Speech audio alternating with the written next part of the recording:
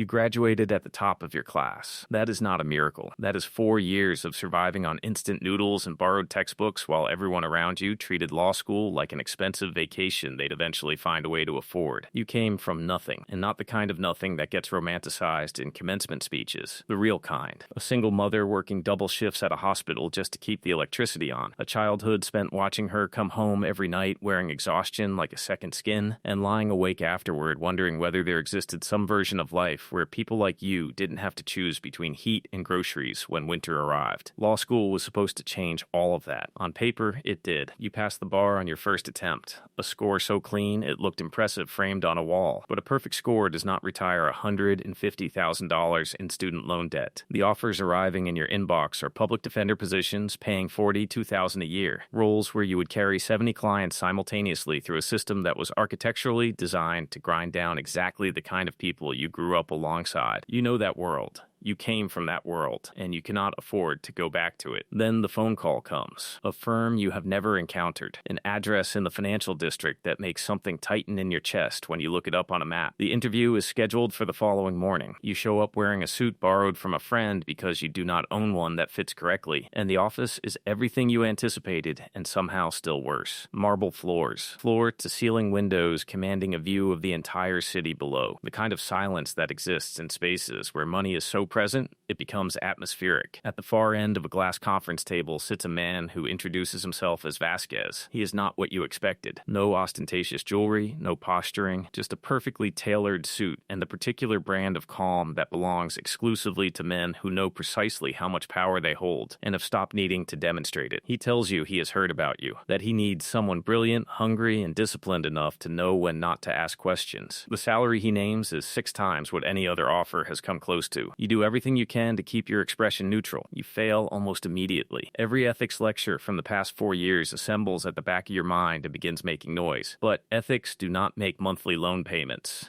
Ethics do not move your mother out of that apartment. You shake his hand. The clock begins. The first 6 months are clean, or clean enough to convince yourself they are. Contract law, corporate disputes, mergers between companies operating in countries you've never visited. You are good at it. Better than good, and Vasquez notices. He begins drawing you into larger matters, more complex filings. Late-night strategy sessions where men in expensive suits discuss operational logistics with the same measured calm that hedge fund managers bring to quarterly projections. You tell yourself it is simply aggressive business. Intense, perhaps uncomfortable, but ultimately business. You tell yourself that, with enough repetition, that it starts to feel almost true. Then, on a Tuesday afternoon, Vasquez slides a file across your desk. One name, one charge, possession with intent to distribute, one instruction, make it disappear. Your hands begin trembling before you finish the first page. The defendant is not a stranger. He is someone you have seen in this building, someone who nodded at you in the elevator last week like any other colleague on the way to any other meeting. The evidence assembled against him is devastating. Surveillance footage, wire recordings, a signed confession. Any competent attorney reviews this file and arrives at the same conclusion, guaranteed conviction. But Vasquez did not hire you to see the obvious. He hired you to see what everyone else failed to notice. You spent 3 weeks buried in the case. You are not hunting for loopholes. Loopholes are the work of lawyers who aren't good enough to find anything better. You are searching for foundational cracks, procedural errors so minute the prosecution never thought to examine them. And you find one. A single warrant filed 14 hours past the legal deadline.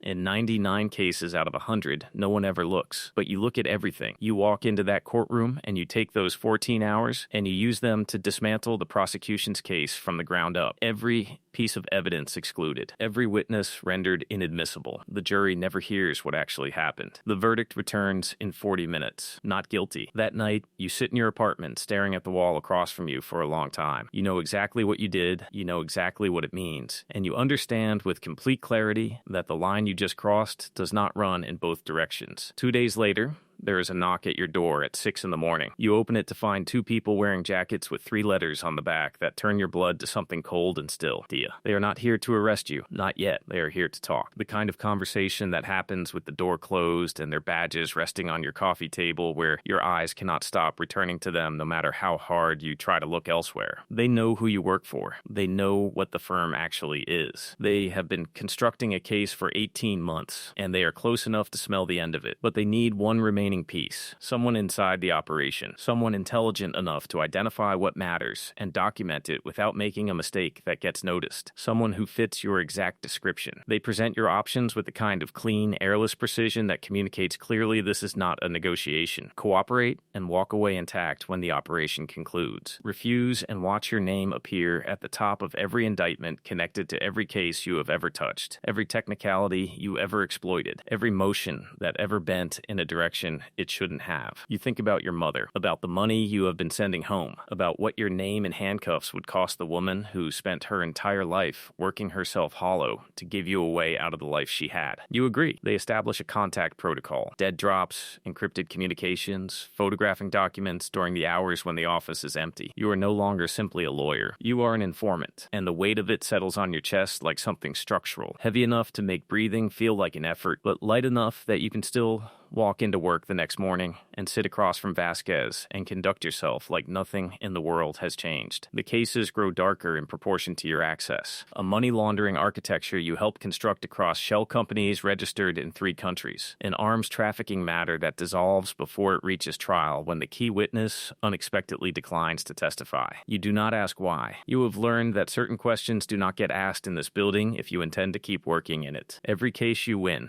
you document. Every meeting you attend, you reconstruct from memory the moment you are alone. Every name spoken in rooms you shouldn't be in gets written down and passed along. You are feeding the DEA everything they need while simultaneously helping Vasquez expand an operation that now spans 6 states. You are serving 2 masters, and both of them hold portions of something that used to belong only to you. Vasquez begins trusting you with more. Strategy sessions about territorial conflicts, about supply routes, about using legal mechanisms to neutralize competition rather than physical ones. You are no longer purely defending people who commit crimes. You are contributing to the planning of them, and every word travels directly to your handler before the day ends. Then the testing begins, and you almost miss it entirely. Small things at first. Questions about cases that should be confidential. A pause that lasts a half second too long when certain names come up in conversation. Vasquez watching your face with an attention that feels different from the attention of a satisfied employer. You understand with a cold, spreading dread that he suspects something. He cannot name it yet, but he is looking. Simultaneously, your handler is pushing further into territory that frightens you. Access to documents stored in Vasquez's personal safe, recordings of meetings where recording equipment would be discovered immediately. Every request moves you incrementally closer to the kind of error that produces consequences no one survives professionally or otherwise. The space between 2 forces that could each destroy you is narrowing, and you can feel the walls. 10 months in, everything collapses at once. Vasquez hands you a new matter, not a defense, an internal investigation. Someone inside the firm has been providing information to federal authorities. Someone has been communicating with agents. He needs you, specifically you,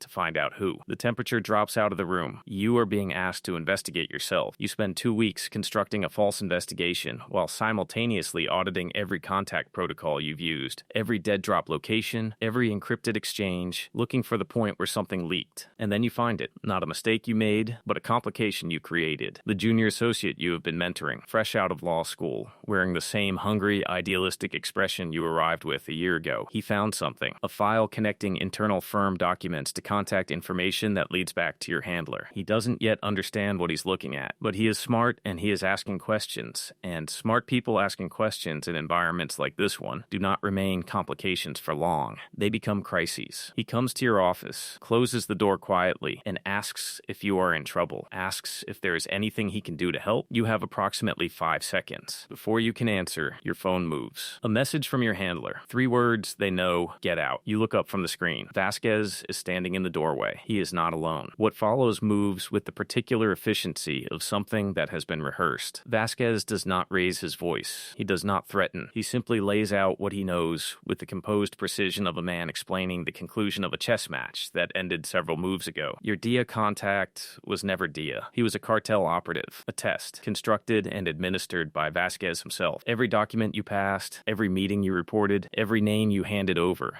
traveled directly back to the man sitting across from you. Vasquez has been watching you dismantle your own position for 10 months, feeding you cases to measure the depth of your willingness to betray him, taking the full measure of your disloyalty by watching you demonstrate it in real time. But here's the thing you never saw. The real DEA was operating the entire time. In the background, invisible, watching Vasquez run his loyalty test and document every piece of evidence it generated. Every file you passed to the false handler became evidence the actual federal investigation used, evidence Vasquez himself produced by trying to expose you. In his effort to catch you betraying him, he handed prosecutors exactly what they needed to convict him. He didn't catch a rat. He built the case against himself. The building is surrounded before Vasquez finishes speaking. Federal agents are already in the lobby. Helicopters have appeared at the windows. This office, this marble-floored monument to a particular kind of power, is in the process of becoming a crime scene.